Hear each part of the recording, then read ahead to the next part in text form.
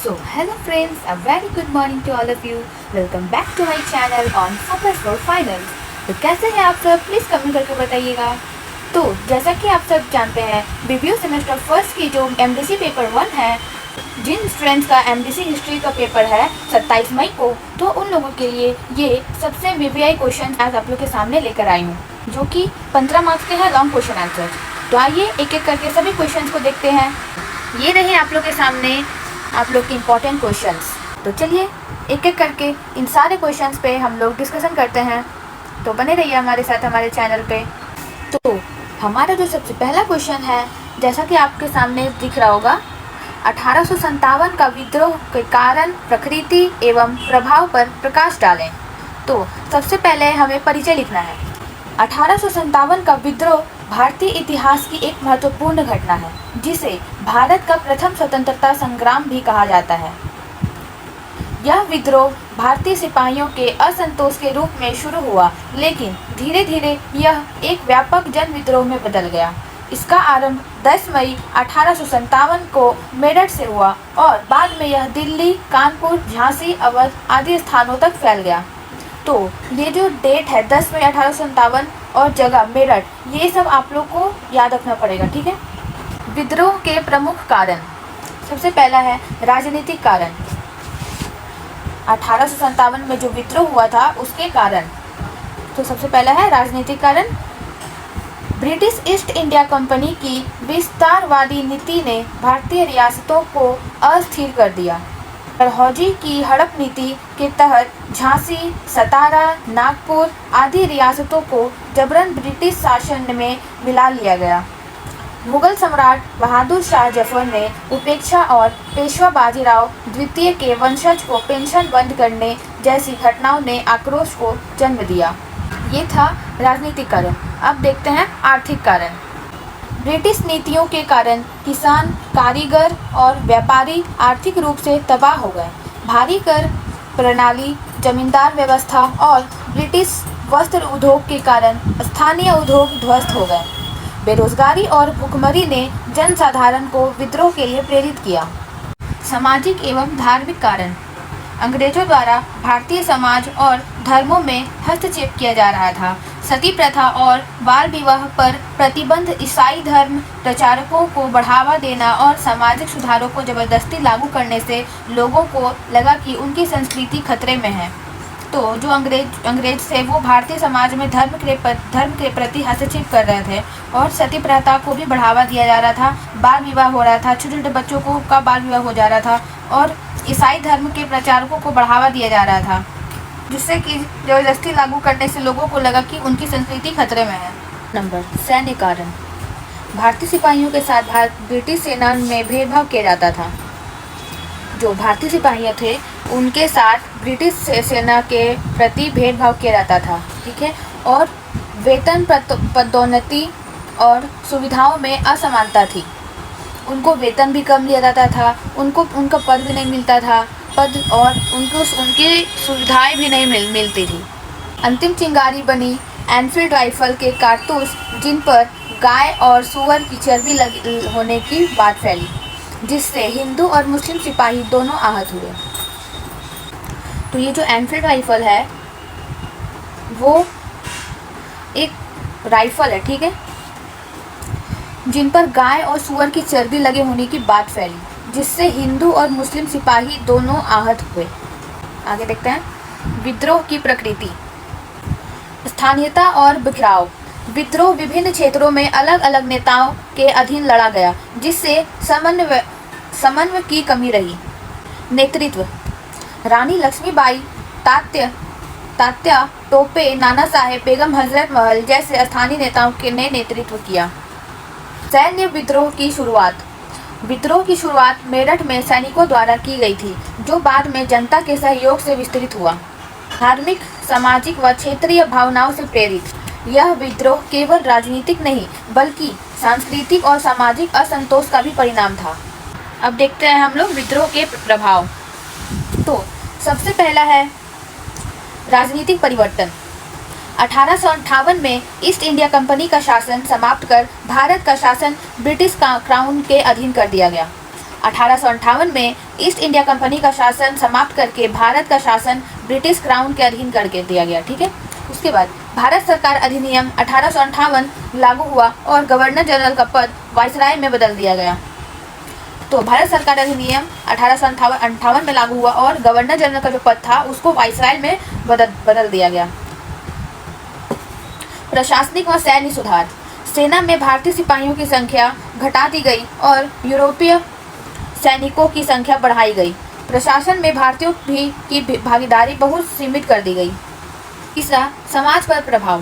ब्रिटिशों ने धार्मिक और सामाजिक हस्तक्षेप कम किया और फुट डालो और राज करो नीति को अपनाया।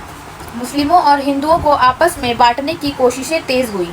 उस टाइम ब्रिटिशों ने धार्मिक और राजनीतिक हस्तक्षेप कम कर दिया और फुट डालो और राज करो की नीति को अपनाया। ठीक है, और मुस्लिम और हिंदू को आपस में बांटने की कोशिश की गई। राष्ट्रवाद की भावना का उदय। हालांकि यह विद्रोह असफल रहा, लेकिन इसने भारतीयों में स्वतंत्रता के लिए एक चेतना जगा दी। बाद के दशकों में भारतीय राष्ट्रवाद का बीज इसे विद्रोह से अंकुरित हुआ। हालांकि यह जो विद्रोह था 1857 का, यह असफल रहा, लेकिन इसने भारतीयों में स्वतंत्रता के लिए एक चेतना जगा दी। इससे भारतीयों को लगा कि अब हम लोग स्वतंत्र हो सकते हैं, अब हमें पीछे नहीं हटना है। बाद के दशकों में भारतीय राष्ट्रवाद का बीज इसी विद्रोह से अंकुरित हुआ। तो जो बीज था ये 1857 की विद्रोह से ही उत्पन्न हुआ। ठीक है, हमें सबसे लास्ट में लिखना है निष्कर्ष लिखना बहुत जरूरी है। तो 1857 का विद्रोह यद्यपि संगठित और व्यापक राष्ट्रीय आंदोलन नहीं था, फिर भी यह भारत में ब्रिटिश शासन के विरुद्ध पहला बड़ा संघर्ष था। यह स्वतंत्रता की चिंगारी का प्रथम प्रकाश था, जिसने आने वाले स्वतंत्रता आंदोलन को दिशा प्रदान की। तो ये हमारा दूसरा क्वेश्चन, भारतीय स्वतंत्रता आंदोलन में गांधी जी के योगदान का मूल्यांकन। सबसे पहले इसमें भी हमें परिचय लिखना होगा, उसके बाद लिखेंगे महात्मा गांधी भारतीय स्वतंत्रता आंदोलन के ऐसे नेतृत्वकर्ता थे जिन्होंने भारतीय जनमानस को एक नई दिशा और ऊर्जा प्रदान की। उनका नेतृत्व, विचारधारा और रणनीतियाँ न केवल भारत को स्वतंत्रता दिलाने में सहायक रही, बल्कि उन्होंने वैश्विक स्तर पर भी उपनिवेशवाद और हिंसा के खिलाफ आवाज़ उठाने की प्रेरणा दी। गांधी जी का आंदोलन का तरीका सत्य, अहिंसा और जन भागीदारी पर आधारित था, जिससे यह एक जनांदोलन बन गया। गांधी जी का राजनीतिक जीवन 1915 में भारत लौटने के बाद प्रारंभ हुआ।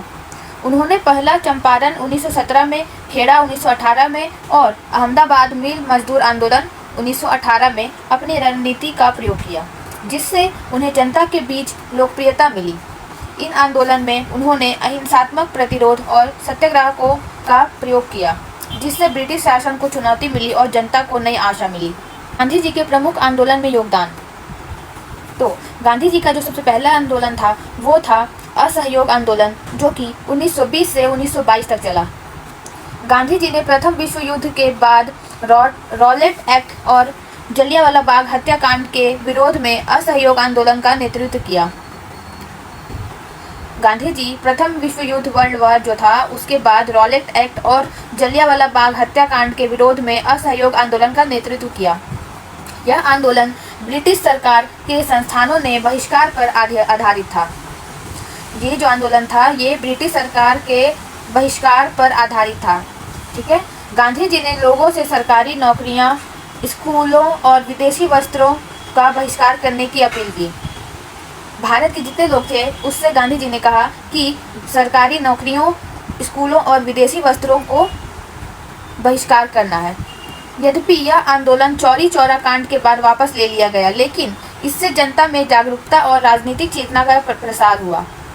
यह जो आंदोलन था ये चौरी चौरा कांड के बाद वापस ले लिया गया था, लेकिन इससे जनता में जागरूकता और राजनीतिक चेतना का प्रयास हुआ। ठीक है, उसके बाद गांधी जी का दूसरा आंदोलन जो था वो था नमक सत्याग्रह और सविनय अवज्ञा आंदोलन, जो कि 1930 में हुआ था। गांधी जी ने ब्रिटिश नमक कानून के विरुद्ध दांडी यात्रा की, जिसने अंग्रेजों के अन्यायपूर्ण पर कर व्यवस्था को उजागर किया। 1930 में नमक सत्याग्रह और सविनय अवज्ञा आंदोलन गांधी जी के द्वारा चलाया गया। गांधी जी ने ब्रिटिश नमक कानून, जिसे सॉल्ट मार्च भी कहते हैं, गांधी जी ने ब्रिटिश नमक कानून के विरुद्ध दांडी यात्रा की। अंग्रेजों के अन्यायपूर्ण कर व्यवस्था को उजागर किया। जो अंग्रेजों ने अन्यायपूर्ण कर जो लेते थे, टैक्स, जो अंग्रेज जो टैक्स लेते थे, उसके खिलाफ। इस आंदोलन में महिलाओं, किसानों और विद्यार्थियों की बड़ी भागीदारी देखी गई। यह आंदोलन भारतीयों के आत्मबल और संगठन शक्ति का प्रतीक बन गया। यह जो आंदोलन था, इसमें महिलाओं, किसानों और विद्यार्थियों की बहुत भागीदारी थी। यह आंदोलन भारतीयों के आत्मबल और संगठन शक्ति का प्रतीक बन गया। ठीक है, अब आते हैं गांधी जी के तीसरे आंदोलन पे। तो जो तीसरा आंदोलन था वह है भारत छोड़ो आंदोलन, जो कि 1942 में किया गया था गांधी जी के द्वारा। द्वितीय विश्व युद्ध के दौरान गांधी जी ने करो या मरो का नारा देते हुए अंग्रेजों को भारत छोड़ने का आह्वान किया।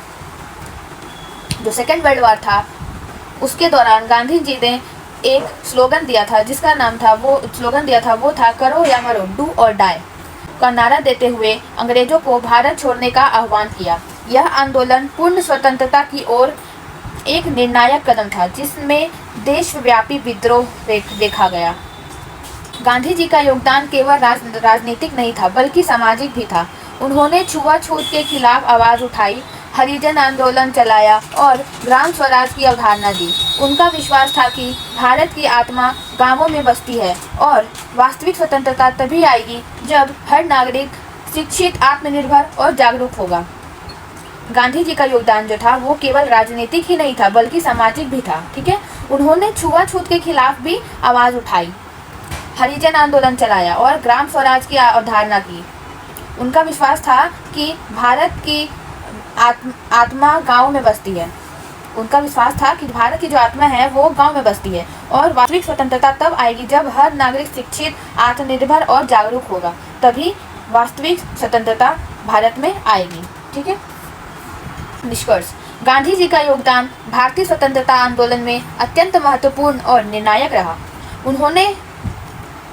उन्होंने आंदोलन को नैतिक बल, जनशक्ति और आत्मबल का स्वरूप दिया। उनकी विचारधारा आज भी विश्व भर में सामाजिक न्याय, मानवाधिकार और शांति के लिए प्रेरणा स्रोत बनी हुई है। गांधी जी ने यह सिद्ध किया कि बिना हिंसा के भी बड़े से बड़ा परिवर्तन संभव है। तो ये था हमारा दूसरा क्वेश्चन। अब आते हैं हम लोग तीसरा क्वेश्चन पे। तो यह है हमारा तीसरा क्वेश्चन, भारत छोड़ो आंदोलन के परिणाम का परीक्षण, क्वाइट इंडिया मूवमेंट। यह जो आंदोलन है यह भी गांधी जी के द्वारा ही दिया गया है। भारत छोड़ो आंदोलन, जिसे अगस्त क्रांति भी कहा जाता है, 8 अगस्त 1942 को महात्मा गांधी द्वारा अंग्रेजों भारत छोड़ो का नारा देकर आरंभ किया गया था। इसका उद्देश्य ब्रिटिश शासन को भारत से पूर्णतः हटाना था। यह आंदोलन भारतीय स्वतंत्रता संग्राम के इतिहास में एक निर्णायक मोड़ सिद्ध हुआ। इसके अनेक परिणाम सामने आए, जिनका परीक्षण हम राजनीतिक, सामाजिक और राष्ट्रीय दृष्टिकोण से कर सकते हैं। तो यह आंदोलन जो है वो 8 अगस्त 1942 में महात्मा गांधी के द्वारा लाया गया था। इसका स्लोगन था अंग्रेजों भारत छोड़ो का नारा देकर आरंभ किया गया था। ठीक है, और इसका उद्देश्य ब्रिटिश शासन को भारत से पूर्णतः हटाना था। यह आंदोलन जो है यह एक निर्णायक मोड़ सिद्ध हुआ। ठीक है, अब आगे देखते हैं। तो पहला पॉइंट है राजनीतिक परिणाम। भारत छोड़ो आंदोलन ने ब्रिटिश शासन के जड़ें हिला दी। यद्यपि ब्रिटिश सरकार ने इस आंदोलन को बलपूर्वक दबाया, लेकिन यह स्पष्ट हो गया कि भारत पर अब लंबे समय तक शासन करना असंभव है। अंग्रेजों ने गांधी जी और कांग्रेस के अधिकांश नेताओं को जेल में डाल दिया, जिससे आंदोलन नेतृत्वहीन हो गया। लेकिन जनता ने बिना नेतृत्व के ही आंदोलन को आगे बढ़ाया। इसके कारण ब्रिटिश शासन की वैधता पर गंभीर प्रश्न चिन्ह लगा। अंग्रेजों को यह एहसास हो गया कि भारतीय जनता अब स्वतंत्रता से कम कुछ स्वीकार नहीं करेगी। इस आंदोलन के पश्चात ब्रिटिश सरकार ने भारतीय नेताओं से संवाद की प्रक्रिया तेज कर दी, जो आगे चलकर 1946 के कैबिनेट मिशन योजना तथा 1947 के भारत स्वतंत्रता अधिनियम की नींव बनी।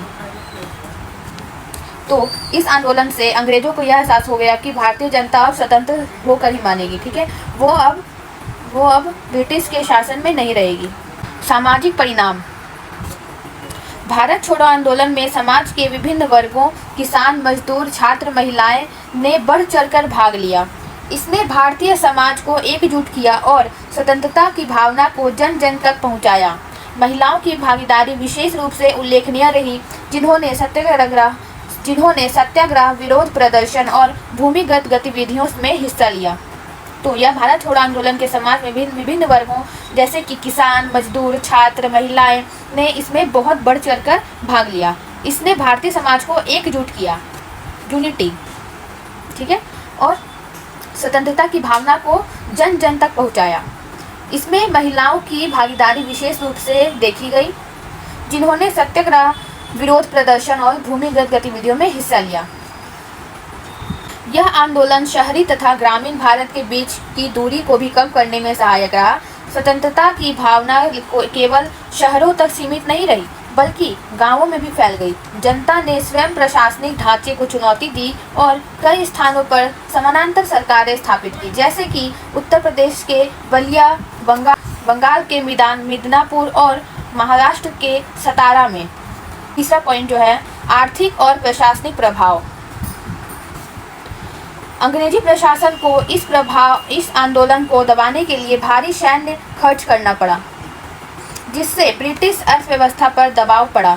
साथ ही द्वितीय विश्व युद्ध के दौरान ब्रिटिश संसाधनों पर पहले ही भारी बोझ था और इस आंदोलन ने प्रशासन को और भी कमजोर किया। भारत छोड़ो आंदोलन के बाद ब्रिटिश सरकार को यह अनुभव हो गया कि भारत में शासन बनाए रखना अब न केवल आर्थिक रूप से बल्कि राजनीतिक और नैतिक रूप से भी असंभव हो जा रहा है। चौथा नंबर, आंदोलन की सीमाएं और आलोचना। हालांकि यह आंदोलन स्वतंत्रता की ओर निर्णायक कदम था, लेकिन इसकी कुछ सीमाएं भी थी। आंदोलन की तैयारी पर्याप्त नहीं थी और प्रमुख नेता गिरफ्तार हो गए थे, जिससे आंदोलन में एक रूपता नहीं रही। इसके अलावा मुस्लिम लीग और अन्य कुछ दलों ने इस आंदोलन से दूरी बनाई, जिससे राष्ट्रीय एकता को कुछ हद तक क्षति पहुंची। इसका अर्थ भारत छोड़ो आंदोलन भले ही तात्कालिक रूप से सफल न रहा हो, लेकिन इसने ब्रिटिश शासन के नींव को हिला दिया। भारत छोड़ो आंदोलन जो है वो तत्कालीन रूप से सफल नहीं रहा, लेकिन ब्रिटिश शासन की जो नींव थी उसको हिला दिया। यह भारतीय स्वतंत्रता संग्राम का अंतिम और निर्णायक जन आंदोलन था, जिसने देश के कोने कोने में स्वतंत्रता की चिंगारी जलाई। 1947 में भारत को जो स्वतंत्रता मिली वह इस आंदोलन के प्रभावों का ही प्रतिफल था। यह आंदोलन भारतीय जनता की अटूट इच्छा शक्ति और राष्ट्रीय चेतना का प्रतीक बन गया। तो यह जो भारत छोड़ो आंदोलन था यह सफल नहीं रहा, लेकिन भारतीय शासन की नींव को हिला दिया। 1947 में जो हम लोग को स्वतंत्रता मिली वह भी इसी आंदोलन का प्रभाव था। ठीक है, तो आइए अब नेक्स्ट क्वेश्चन देखते हैं, जो कि चौथा क्वेश्चन है, अंतिम क्वेश्चन। तो हमारा जो अंतिम क्वेश्चन है वह है, सविनय अवज्ञा आंदोलन से आप क्या समझते हैं, इसे कहाँ तक सफलता मिली। सविनय अवज्ञा आंदोलन जो है यह भी महात्मा गांधी के द्वारा चलाया गया था। सविनय अवज्ञा आंदोलन, जिसे सिविल डिसोबीडियंस मूवमेंट भी कहते हैं, भारत के स्वतंत्रता संग्राम का एक महत्वपूर्ण चरण था।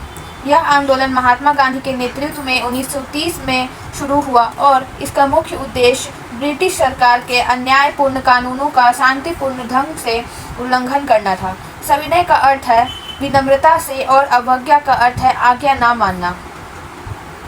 अतः सविनय अवज्ञा आंदोलन का तात्पर्य है अन्यायपूर्ण कानूनों की शांतिपूर्ण और अहिंसक तरीके से अवहेलना करना। तो गांधी जी ने जितना भी अपना आंदोलन चलाया उन्होंने सभी को शांतिपूर्ण ही हल किया। ठीक है, उनका मानना था कि बल से कुछ नहीं होने वाला है, इसलिए शांतिपूर्ण और अहिंसक तरीके से उससे अवहेलना करना। इस आंदोलन की शुरुआत 12 मार्च 1930 को गांधी जी द्वारा साबरमती आश्रम से 78 सत्याग्रहियों के साथ दांडी मार्च के रूप में हुई। यह यात्रा लगभग 240 मील की थी और 6 अप्रैल को गांधी जी ने समुद्र तट पर नमक बनाकर अंग्रेजों के नमक कानून का उल्लंघन किया। तो यह आंदोलन जो था वो 12 मार्च 1930 को गांधी जी के द्वारा साबरमती आश्रम जो गुजरात में है वहाँ से 78 सत्याग्रहियों को के साथ दांडी मार्च के रूप में हुई। वह गांधी जी जो थे वो साबरमती आश्रम से समुद्र तट तक पैदल चलकर 78 लोगों के साथ गए और वहाँ पे नमक बनाकर नमक कानून का उल्लंघन किया। नमक कानून ऐसा कानून था जिसके तहत भारतीयों को नमक बनाने या इकट्ठा करने की अनुमति नहीं थी और उन्हें ब्रिटिश सरकार से ही भारी कर देकर नमक खरीदना पड़ता था। ठीक है, तो यह आंदोलन इसलिए चलाया गया था कि भारतीय लोग जो थे उनको नमक बनाने या इकट्ठा करने की अनुमति नहीं थी ब्रिटिश सरकार के द्वारा, और अगर उनको नमक की ज़रूरत पड़ती थी तो उन्हें भारी टैक्स देना पड़ता था और उसे नमक खरीदना पड़ता था, क्योंकि नमक के बिना कुछ नहीं होता है। कोई भी खाना आप बनाते हो तो नमक के बिना स्वाद नहीं। नमक का और भी बहुत सारा काम होता है। तो आगे देखते हैं। सविनय अवज्ञा आंदोलन के अंतर्गत भारतीयों ने नमक कानून के साथ साथ शराब, विदेशी वस्त्र, जंगल कानून, भूमिकर आदि का भी विरोध किया। किसानों ने लगान देना बंद किया। छात्रों ने स्कूलों और कॉलेजों का बहिष्कार किया। महिलाओं ने सक्रिय रूप से भाग लिया और विदेशी वस्त्रों की होली जलाई गई। सविनय अवज्ञा आंदोलन में भारतीयों के नमक कानून के साथ साथ शराब, विदेशी वस्त्र, जंगल कानून, भूमिकर जो लैंड टैक्स जो होता है उसे भी विरोध किया। किसानों ने लगान देना बंद कर दिया। लगान भी एक तरह का टैक्स होता था, उसे भी बंद कर दिया। छात्रों ने स्कूलों और कॉलेजों का बहिष्कार किया। महिलाओं ने जो वेस्टर्न विदेशी वस्त्र, ठीक है, उसे भी सारा जला दिया। सविनय अवज्ञा आंदोलन को कई मायनों में सफलता प्राप्त हुई। जन जागरण, इस आंदोलन ने गांव-गांव में राजनीतिक चेतना फैलाई। पहली बार बड़ी संख्या में आम भारतीय, विशेषकर महिलाओं और किसान स्वतंत्रता आंदोलन में सक्रिय रूप से शामिल हुए। ब्रिटिश शासन की नींव हिली। इस आंदोलन से ब्रिटिश शासन की नींव हिली, लेकिन यह भी आंदोलन जो था यह सफल नहीं रहा था। आंदोलन ने अंग्रेजों की कानूनी और प्रशासनिक पकड़ को चुनौती दी। इससे अंग्रेज सरकार की कमजोरियां उजागर हुई।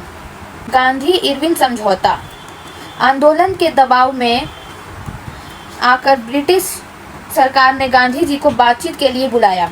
इस आंदोलन के दबाव में ब्रिटिश सरकार जो थे उन्होंने गांधी जी को बुलाया कि हमें बातचीत करना है, जिसके परिणाम स्वरूप 1931 में गांधी इरविन समझौता हुआ। फिर इस समझौता को गांधी इरविन नाम की समझौता का नाम दिया गया 1931 में। इसके तहत राजनीतिक बंदियों को रिहा किया गया और गांधी जी को गोलमेज सम्मेलन में भाग लेने के लिए इंग्लैंड भेजा गया। चौथा पॉइंट, अहिंसा की शक्ति। यह आंदोलन ने यह सिद्ध कर दिया कि अहिंसा के मार्ग से भी बड़े साम्राज्य को झुकाया जा सकता है। हालांकि इसकी कुछ सीमाएं भी थी। ब्रिटिश दमन, अंग्रेजों ने आंदोलन को कुचलने के लिए बर्बर दमन किया। हजारों सत्याग्रही गिरफ्तार किए गए और कई स्थानों पर हिंसा हुई। यह जो आंदोलन चलाया गया था इससे अंग्रेजों ने आंदोलन को कुचलने के लिए बर्बर दमन किया। इसमें हजारों सत्याग्रही जो थे उसे गिरफ्तार किया गया और कई स्थानों पर हिंसा की गई। सभी मार्गों की समान भागीदारी नहीं। आंदोलन में मुस्लिमों, दलितों और कुछ प्रांतों की भागीदारी अपेक्षाकृत कम रही, जिससे यह पूरे राष्ट्र का प्रतिनिधित्व नहीं कर सका। तीसरा नंबर, गोलमेज सम्मेलन की असफलता। गांधी इरविन समझौता के बावजूद गोलमेज सम्मेलन से कोई ठोस परिणाम नहीं निकला, जिससे आंदोलन की गति धीमी पड़ी। ठीक है, गांधी जी जब इंग्लैंड चले गए थे गोलमेज सम्मेलन में भाग लेने के लिए, इससे भी कुछ परिणाम नहीं निकला और जिससे आंदोलन की गति भी कम हो गई। निष्कर्ष, सविनय अवज्ञा आंदोलन भारतीय स्वतंत्रता संग्राम का एक क्रांतिकारी कदम था, जिसमें इसने भारतीय जनता में आत्मविश्वास, संगठन और बलिदान की भावना को बढ़ाया। यद्यपि इसे पूर्ण सफलता नहीं मिली, परंतु इसने स्वतंत्रता की ओर राष्ट्र को एक बड़ा कदम आगे बढ़ाया और ब्रिटिश शासन की नींव को कमजोर किया। यह आंदोलन भारतीय इतिहास में साहस, अहिंसा और सत्याग्रह का एक प्रेरणादायक उदाहरण बन गया। तो ये था हमारा क्वेश्चन। तो हमने आपको जैसा बताया कि कोई भी क्वेश्चन जो 15 मार्क्स के हैं उसे लिखने में सबसे पहले हमें सबसे पहले हमें परिचय लिखना होगा, उसके बाद फिर उसके जो क्वेश्चन है उसके बारे में लिखना है और सबसे लास्ट में निष्कर्ष लिखना है, ठीक है। और ये जितना भी क्वेश्चन है 15 मार्क्स के, वो कम से कम 4 से 5 पेज लिखना ज़रूरी होता है। इससे कम लिखेंगे तो आपको कम मार्क्स मिलेंगे, लेकिन 15 मार्क्स अगर चाहिए तो कम से कम आप 5 पेज लिखिए। उससे ज़्यादा लिखेंगे तो और भी अच्छा है, ठीक है। तो ऐसी और भी रिव्यू से रिलेटेड एग्ज़ाम्स और कोई भी रिव्यू के रिगार्डिंग इन्फॉर्मेशन आती है तो मैं आप लोगों के साथ शेयर करूँगी। तो हमारे चैनल को सब्सक्राइब कर लें और अपने दोस्तों के साथ शेयर करें, लाइक करें, कमेंट करें, और कोई भी डाउट हो तो कमेंट करें और बेल आइकन को प्रेस करना ना भूलें, ताकि जो भी इन्फॉर्मेशन आए वो सबसे पहले आपके पास आए नोटिफिकेशन, ठीक है। तो चलिए मिलते हैं अगली वीडियो में, तब तक के लिए धन्यवाद।